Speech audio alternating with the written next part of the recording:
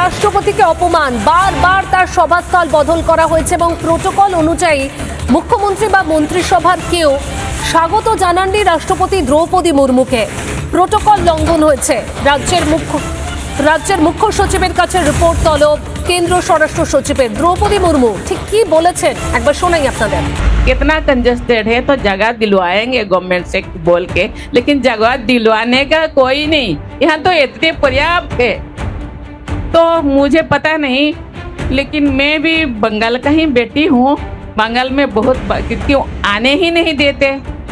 ममता दीदी मेरे बहन भी है, छोटे बहन है, पता नहीं मुझे कोई गुस्सा किए होंगे, इसीलिए वहाँ जाके प्रोग्राम करा। कोई बात नहीं, कोई गिला नहीं, कोई জবাব তো দিতে হবে তাদের, অবশ্যই দিতে হবে। কেন একজন আমাদের দেশের আমাদের সবার উপরে যিনি আছেন, যিনি যা হচ্ছে যে সাংবিধানিক দিক থেকে একটা বড় পদ, এই পদকে অপমান করেছে, জবাব দেওয়া একেবারে তাদের উচিত। এবং আজকে এরা তো কোনো কোর্ট মানে না, আইন মানে না, এরা নিজের কোর্টে চলে, নিজের মতো আইন চালায়।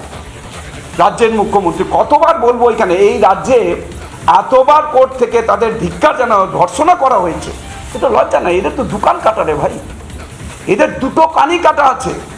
এক কান কাটা থাকলে রাস্তার ধার দিয়ে যায়, এদের দুকান কাটা, রাস্তার মাঝখান দিয়ে চায়। তাই যা খুশি করছে এখানে। ওরা আইন মানে না, আদালত মানে না, কোর্ট মানে না, সংবিধান মানে না। এটা পশ্চিমবাংলায় চলছে, একটা জঙ্গলের রাজত্ব চলছে পশ্চিমবাংলায়। এটা যে রাষ্ট্রপতিকে কত বড় যে একটা মিসম্যানেজমেন্ট হয়েছে, কত বড় রুল ব্রেক করা হয়েছে এই রাষ্ট্রপতির জায়গায়, নিশ্চয়ই মুখ্য সচিবকে জবাব দিতে হবে। যে আজকের একজন মহিলা আদিবাসী রাষ্ট্রপতি বাংলায় আসছেন, সেখানে মুখ্যমন্ত্রী যাবেন না কেন? এতটাই তিনি অসম্মান করবেন যে তিনি তার নিজস্ব সংবিধান নিয়ে শপথ নিয়ে যে মুখ্যমন্ত্রী হয়েছেন, সেই সংবিধানকে তিনি ভুলে গিয়ে তিনি নিজের ইচ্ছে মতো চলছেন। নিশ্চয়ই মুখ্য সচিবকে তলব করা উচিত এবং কারণ জানানো উচিত যে কেন এই ধরনের রুল এরমভাবে ব্রেক হয়েছে।